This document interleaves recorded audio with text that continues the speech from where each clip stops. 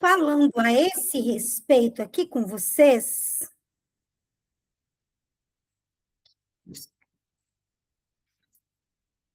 a depressão que nos habita, quando eu adoece de excesso, quem de nós algum dia já não ficou deprimido, já não teve um problema de tristeza recorrente? Nós temos problemas muitas vezes, nós não somos perfeitos. Vez ou outra, alguma tristeza vai tomar conta de nós. Quando passar do nosso limite psíquico, nós vamos ter dificuldade para estarmos lidando com as dores. Então, quando o eu adoece de excesso, a depressão que nos habita, aqui nós vamos falar sobre a tristeza, que tornou-se um ruído de fundo permanente, como a febre que não cessa. Mas quem sou eu sem meu entusiasmo? É assim que a pessoa deprimida se pergunta. Quem sou eu sem meu entusiasmo, sem a minha esperança? O que restou de mim quando meu desejo parou de falar? A clínica atual da depressão e as suas interfaces com a angústia, o supereu e a idealização. Vamos entender a respeito dessas temáticas.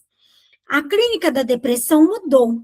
Se na primeira metade do século XX a depressão era frequentemente compreendida pela ótica do luto, da perda e do recalque, recalque é aquilo que restou das dores que nós internalizamos ali como traumas ao longo da nossa vida, desde a infância, as nossas frustrações, as nossas dores que desde a infância começaram. Então, essas dores hoje se apresentam sob formas mais silenciosas, em múltiplas visões, e resistentes ao enquadre tradicional.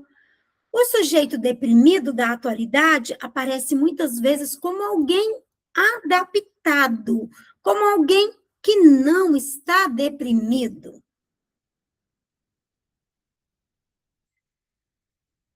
Alguém funcional, mas interiormente esse sujeito está devastado. A realidade é que esse sujeito interiormente está devastado. Ele não necessariamente chora, né? Ele silencia, não grita, mas consome, compra, consome, bebe, vai a festas, vai a bares. O que vemos é uma depressão de aparência higiênica, acompanhada de um mal-estar, que se entrelaça com o modo de vida neoliberal no qual estamos vivendo, onde, pessoal,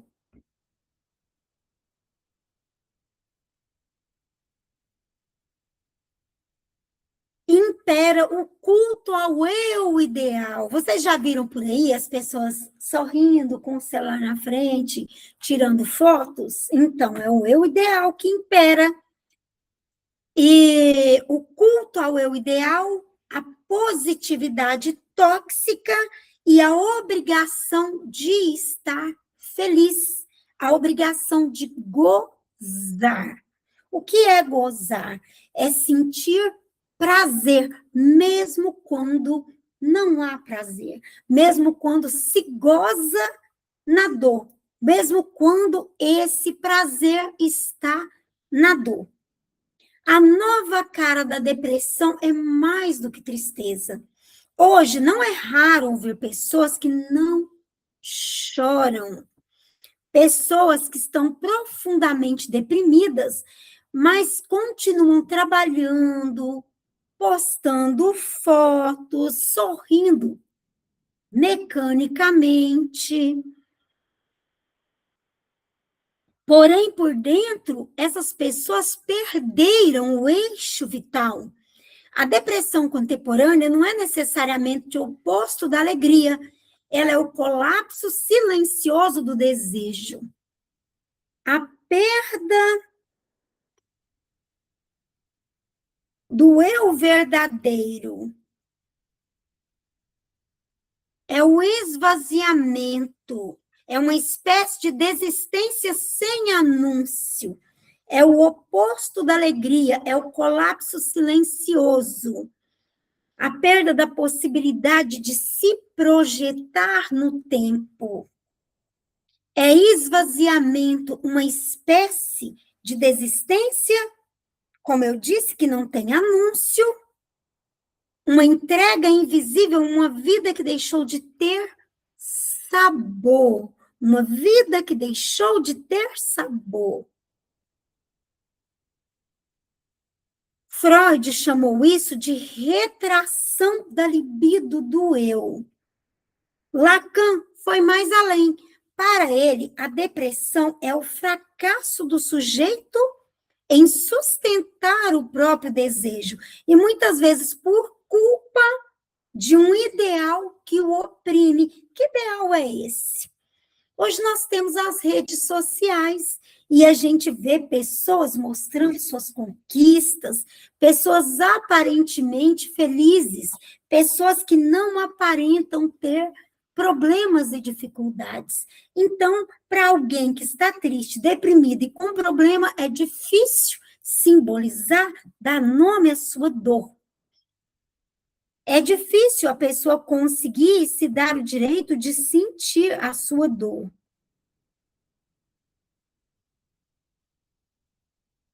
Então, aqui nós vamos falar de um caso clínico. Ela saiu para caminhar. O peito fervia, uma dor emocional que não queria sentir. Caminhou mais ou menos 5 quilômetros. Chegou em casa e começou a cozinhar, fazer um peixe do jeito que o esposo gostava. A dor emocional aumentou, era algo devastador, que insistia em brotar em sua psique. Lembrou-se da mãe a quem visitara uma semana mais ou menos antes. E de que a filha lhe disse que a avó lhe obrigara a ir a um evento que a mãe dizia que não era certo, que a mãe e o pai não concordavam que levasse a sua filha. E a avó, não respeitando, não tratou bem a sua filha. A mãe, enfurecida, chamou a outra filha, que começou a gritar, chamando a atenção de homens que jogavam futebol. E a outra filha começou a gritar também. O esposo chegou e a irmã tentou trazê-lo para o lado delas, dizendo: ela está errada.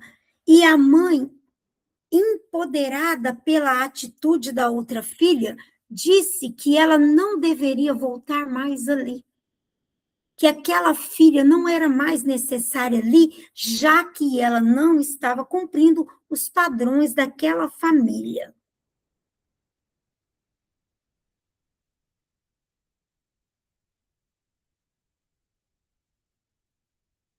A voz dela sumiu, mas ficou totalmente rouca. Tentou falar com o marido, mas a voz não saía.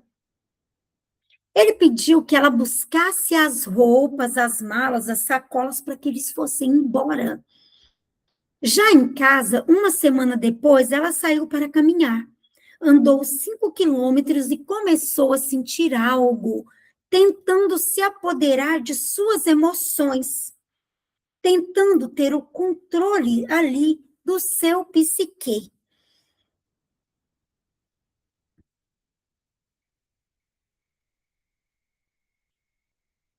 A dor emocional rasgava o peito e o coração a consumia. Lembrou-se da mãe, que veio e vieram ao seu consciente as ofensas que ela sofreu. Ela também estava chateada com ele. sempre querendo ser o centro das atenções, sempre a obrigando a cuidar de outras pessoas que não a tratavam bem. Chorou ainda mais e teve uma ideia, iria tomar um pouco de vinho para se acalmar. Tomou um gole e as lágrimas corriam ainda mais. Tomou mais um pouco para se acalmar, queria se acalmar. E chorou ainda mais. Tomou toda aquela garrafa e caiu ali na beira do fogão, com as panelas todas ligadas no fogo. Foi assim que ele a encontrou, quase morta. Levou-a para o hospital. Ela estava em coma alcoólico. Ela não bebia. Ela nunca tinha bebido antes, não de maneira exagerada, apenas um pouquinho. A família, o pai, ninguém nunca teve esse costume de beber. Era uma dor. Ela estava, quando ela acordou ali no hospital, a dor era latente, de forma que ela não conseguia suportar. Ela não sabia, mas estava no Thanatos, pulsão de morte. O médico se dirigiu a ela e perguntou como estava. Ela não queria que soubesse que estava triste. Antes ela não queria. Ela estava bebendo para que ela ficasse bem, porque ela não queria que ninguém soubesse que ela estava se sentindo mal. Mas agora, nesse momento, ela pediu ao médico uma injeção. Não qualquer injeção, mas uma que a fizesse deixar de existir. Ela queria morrer. Era assim que ela se sentia no fundo da alma, no fundo do seu coração, no inconsciente, na psique. O médico a encaminhou a uma psicanalista, onde começou a destrinchar as dores recalcadas em seu psique. É assim, pessoal, que se apresenta uma dor que nós não nos permitimos sentir, que nós escondemos de nós mesmos. Em algum momento, essa dor que era inconsciente, que nós tentamos recalcar quando ela passa da nossa capacidade de suportar a dor, porque aquela mãe era muito importante para ela. Aquela mãe era alguém que ela amava. Então, quando a nossa dor passa da nossa capacidade de sentir, o que está recalcado pode vir à tona. É o que podemos chamar de irracional. O nosso irracional, que está no nosso id, no nosso inconsciente, ele desperta, ele passa em cima do nosso emocional, passa por cima do nosso superego, que é o controle das nossas emoções, que são as palavras das pessoas de autoridade na nossa vida desde a infância, e elas fazem uma bagunça. Elas nos levam a desejar até mesmo a morte. Algumas pessoas que tratamos não sentem, assim como essa pessoa nesse exemplo, a depressão, não percebem que estão deprimidas, recalcam tão profundamente os sentimentos que quando o que está recalcado consegue vir à tona, é o que podemos chamar de racional, isso vai passar por cima do ego, do superego, destruindo tudo, causando uma enorme confusão mental. Qual é o papel do analista nesse caso? Não usar o seu próprio superego, mas acolher, que foi o que aquela mãe dessa mulher não fez. Ou o ideal de eu. Então, nós não vamos usar o nosso superego ou o nosso ideal de eu para reprimir, mais uma vez, os sentimentos do nosso analisando. Devemos ouvir com empatia, ajudando o analisando a ter um espaço seguro e um setting analítico no qual ele se sinta muito bem. Então, pessoal, hoje as pessoas estão vivendo uma época onde elas não se sentem felizes e nem confortáveis, onde a dor emocional é muito grande, onde elas não conseguem se sentir felizes. Não todo mundo, mas elas não conseguem mostrar o que estão sentindo.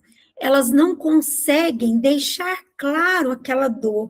Elas não conseguem deixar vir à tona esse sentimento. Por quê? Porque esse sentimento está escondido e vivendo num mundo no qual todo mundo mostra apenas o lado bom da vida, mostra apenas as alegrias do dia a dia, mostra apenas as suas conquistas, vai ser difícil para a pessoa ela também não se colocar assim diante da sociedade. Essa mulher, ela queria vencer sozinha toda essa dor. Assim como muitas vezes nós queremos vencer as nossas dores emocionais, quando nós somos desvalidados, quando alguém diz eu não, você não pode, você não consegue, você não deve fazer mais, você não deve ir, mas nós queremos algo mais. Então, o que é que está nos segurando? O que é que não nos permite mostrar essa dor emocional? É o supereu, ou o superego, o carrasco invisível. Pensemos em uma paciente que diz, doutor, estou exausta, mas quando penso em descansar, me sinto culpada. Eu não fiz o bastante, eu não sou boa o bastante, estão sempre pedindo mais de mim. Essa é a voz que a corrige constantemente, que cobra produtividade, altruísmo, perfeição.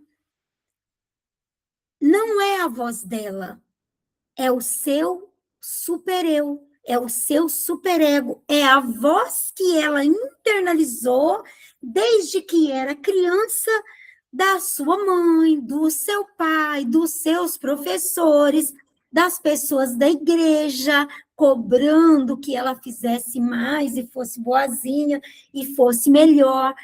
Ela nunca podia falar como se sentia, então ela se guardou. Então, é esse carrasco. Freud, em Um Mal-Estar da Civilização, já dizia que a cultura exige renúncias. E o preço e a culpa. Então, a cultura exige que nós estejamos renunciando. E nós vamos pagar um preço. Vamos nos sentir culpados quando não formos bonzinhos, tanto quanto o pessoal da família espera, querendo que a gente faça sempre mais, quanto a sociedade espera, quanto o pessoal da nossa igreja espera.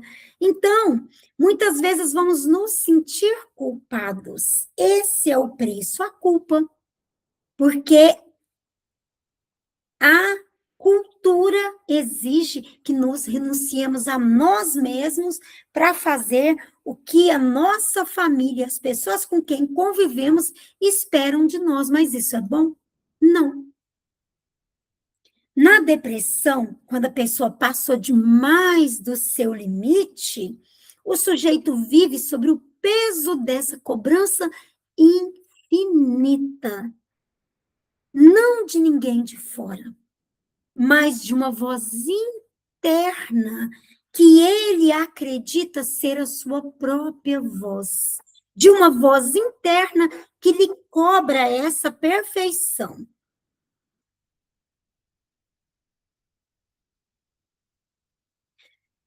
Angústia, o buraco que não se preenche. A angústia na clínica da depressão é um paradoxo. Está presente onde tudo parece ausente. O sujeito diz que não sente nada, mas sua falta, seu corpo, suas pulsações estão atravessadas por um mal-estar que eles não conseguem nomear.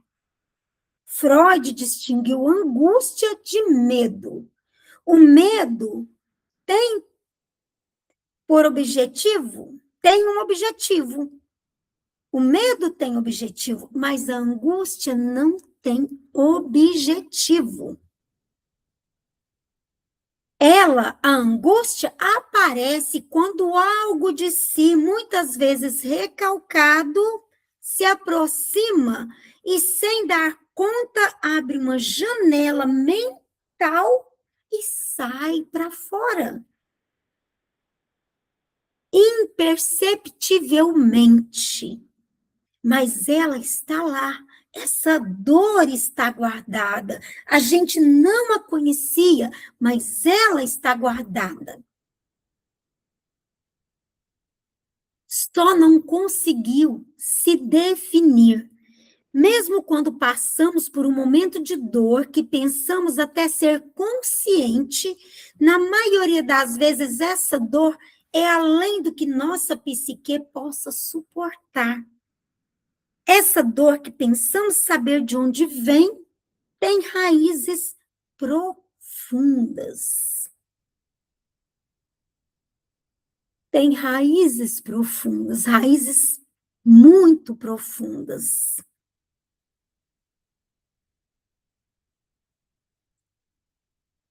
E estão recalcadas no nosso consciente, precisam ser exploradas.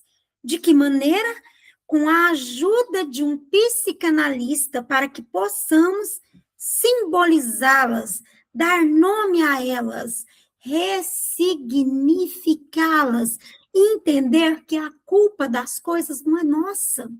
Que muitas vezes carregamos culpas que não nos pertencem, de atos que não fomos nós que praticamos. Como uma pessoa que me estava contando em uma análise, que ela é filha de uma mãe solteira, que já tinha 2 filhos, cada um com um pai, e ela era a terceira filha. E aquela mãe deixou, mais uma vez, ela com os avós, e aqueles avós acolheram. Trataram ela com muito amor. Mas aquele avô era totalmente rígido. E sempre dizia, eu não quero que você seja como a sua mãe. A sua mãe era uma perversa, era uma devassa. Aquela dor emocional e aquela culpa do erro ou das coisas que a mãe fez, ou das consequências dos atos daquela mãe que se prostituía, vieram para ela. Ela passou a carregar a culpa de ser a filha de uma mulher mãe solteira, que teve filhos de 3 pais diferentes e que não tinha um homem definido, mas vendia o corpo para ganhar dinheiro. Aquela culpa veio para ela e hoje ela traz uma melancolia enorme. Por quê?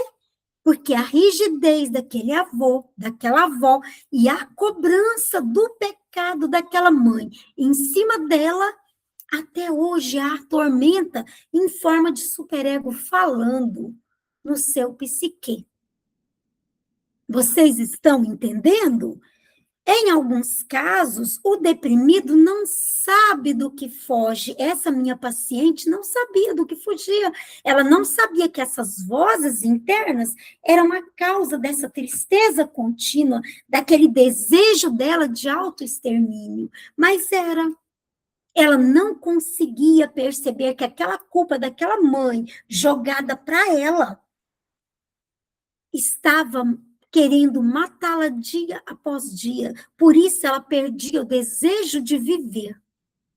Em alguns casos, o deprimido, ele não sabe do que foge e às vezes ele pode dizer: não compreendo o que há comigo. Eu tento fazer de tudo para ser feliz, mas eu não sou.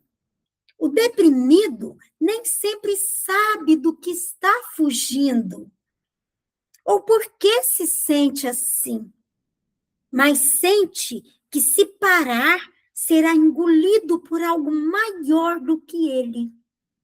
Por isso, muitas vezes, ele vai para a bebida, ele vai para as drogas para tamponar buracos existenciais, recalques que ele não conhece, de culpas que não são deles. Isso revela a presença do real traumático, aquilo que nunca foi simbolizado e retorna em forma de somatização. Dor de cabeça, dor de estômago, doenças psicossomáticas, como eu já falei tantas vezes no grupo Sobrapa, vocês podem procurar aí Sobrapa, doenças psicossomáticas, nós temos aulas a respeito, podem comprar essas aulas. E assistir pelo YouTube também, sem comprá-las, mas se quiser diploma, tem que comprar. Então, pessoal, aquilo que nunca foi simbolizado retorna em forma de somatização, dor de cabeça, dor de estômago, doenças psicossomáticas, cânceres, pressão alta, psoríase, doenças autoimunes, artrite, como buracos existenciais. Então, pessoal, a idealização, o espelho quebrado do eu. Vivemos em um tempo que a imagem conta mais do que o ser. Muitos deprimidos de hoje são vítimas da idealização do eu que deveria ser mais bonito, mais inteligente, mais bem-sucedido, mais desejável, da mãe que deveria ser mais amorosa. Mas como que uma mãe que não recebeu o amor vai doar todo esse amor? Ela vai doar na medida que ela der conta. Mas se ela não recebeu, ela dá até onde ela deu conta. Então, ore para sua mãe e perceba a vida dessa mãe. Como foi a vida dessa mãe? Ela teve as roupas que ela te deu? Ela teve os calçados que ela te deu? Ela comeu, conseguiu comer ao longo da sua vida uma comida igual que você come para você, ou comeu para você não ficar doente? Ela teve essa possibilidade? Talvez não. Talvez ela recebeu muito menos do que ela conseguiu dar para você. O pai também que sente que falhou com o filho, do amor que deveria ter salvado. Ah, eu perdi aquele amor, mas eu não me doei o suficiente. Essas idealizações não funcionam como alento, mas como torres inalcançáveis, quando o sujeito não consegue ser o ideal. Em vez de lutar, ele tende a querer desistir. A queda do real, quando não é elaborado, vai virar um colapso narcísico. Mas nós podemos ter um novo olhar clínico, escutar o que o desejo silenciou. Qual é a nossa função enquanto psicanalistas clínicos? Enquanto alguém que se coloca para ouvir e ajudar o seu paciente a melhorar suas dores emocionais e sua saúde física, porque sim, através da psicanálise é possível ajudar as pessoas a melhorar até mesmo sua saúde física, porque é o nosso psíquico, muitas vezes, que nos leva a adoecer. A função do psicanalista diante da depressão não é oferecer conselhos ou curas rápidas, não é rápido. É criar uma escuta onde o sujeito possa ouvir a si mesmo. É permitir que esse sujeito nomeie o que perdeu, o que doeu, o que sentiu, o que o traumatizou, o que não se realizou. mas também o que ainda pulsa em silêncio dentro desse sujeito, dentro dele. E também entender que a validação que nós precisamos, pessoal, a validação que precisamos, em primeiro lugar, é a nossa própria validação de nós mesmos. Não fique esperando ser validado pelas outras pessoas. O que eles querem de você não vai te fazer bem, vai adoecer você. Você precisa de autoconhecimento, de amar o próximo, mas para amar o próximo, você primeiro precisa amar você, olhar para você, se respeitar. Porque muitas vezes o que o outro quer tem a ver com ele, com o desejo dele, com as expectativas dele diante da vida. Então, essa validação que precisamos em primeiro lugar é nossa mesmo. Compreender que precisamos do autoconhecimento, valorizar nossas próprias qualidades. Saber que nós somos ímpares. Eu sou um ser único no mundo e devo me valorizar e me amar, assim como eu também quero amar o meu próximo. Um único ser no universo, não sou único, mas eu sou um ser único no universo, eu sou uma pessoa subjetiva, um ser que não tem ninguém exatamente igual. Podem ser gêmeos, cada um vai ter uma maneira de existir e de pensar diferente do outro, mesmo que sejam gêmeos idênticos. Então, com esse modo de ser, pensar e agir diferente de todos os outros seres, é assim que cada um de nós é.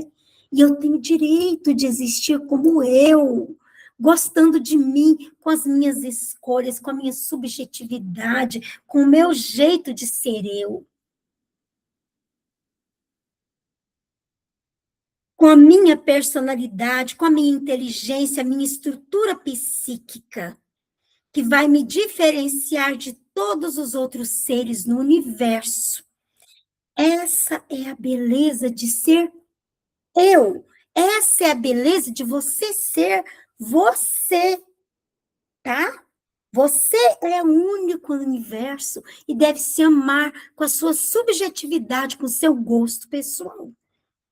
Reconhecer nossas qualidades, realçar essas qualidades sem procrastinação.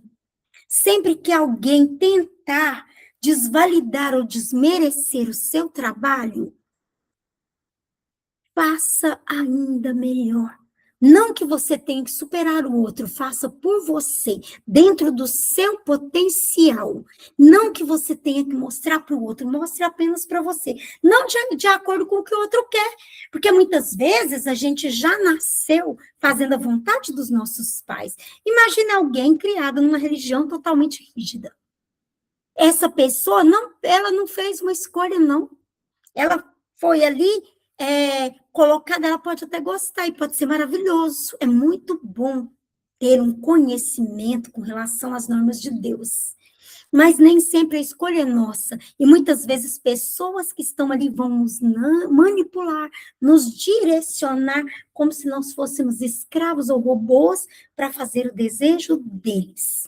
E nós não queremos isso. Eu quero fazer o que eu quiser de maneira voluntária para servir o outro, desde que eu também possa fazer coisas que me façam bem, que me façam feliz, que eu possa ter a minha sublimação, que eu possa estudar se eu quiser, que eu possa praticar a arte se eu quiser, que eu possa pintar um quadro se eu quiser, que eu possa olhar para mim como sujeito e me amar com as minhas qualidades, com os meus defeitos, aceitando quem eu sou, não nos importando com a validação externa, mas sim com a nossa própria valorização, entendendo que nós temos qualidades maravilhosas e o direito de ser feliz. E por hoje, pessoal, essa é a minha fala. Eu agradeço a todos que estão aqui nos assistindo pelo YouTube, no canal Coisas de Cidelis. Meu nome é Cidelis, psicanalista. Eu participo do grupo Sobrapa, Sociedade Brasileira de Psicanálise e Autismo. É um prazer enorme estar com vocês. Eu sou graduada em Coach de Desenvolvimento Social, eu sou psicanalista clínica, eu tenho doutorado livre em psicanálise e também sou graduanda em psicanálise e escritora de 4 livros: Narcisismo da Infância e Velhice, Narcisismo e Suas Muitas Faces, Narcisismo, Oncologia e Psicanálise, e Narcisismo e Suas Além do Espelho. Pessoal, procurem nas livrarias, também podem procurar pela internet que vocês vão encontrar. Esses livros estão sendo publicados e alguns já estão à venda nas livrarias de todo o Brasil. E nós agradecemos muito a vocês por estarem aqui nos assistindo. Se vocês quiserem os livros, podem pedir para mim aqui que eu posso enviar pelo preço de R$ 90 cada um, independente da cidade que você está nos assistindo, e também se inscreva no Grupo Sobrapa, você faça parte dessa família da Sociedade Brasileira de Psicanálise e Autismo, um grupo feito para você psicanalista, para você que é terapeuta se tornar um psicanalista, para você psicólogo, neuropsicopedagogo, para que você possa cada vez crescer mais em conhecimento. Muito obrigada a todos, uma boa noite ou um bom dia, não sei que horas você está vendo esse vídeo. Foi um prazer, mais uma vez, estar tentando aqui colaborar com a sua autoestima, com a sua saúde psíquica. Até a próxima. Que Deus abençoe o seu lar, o meu lar, e que Deus nos dê muita paz.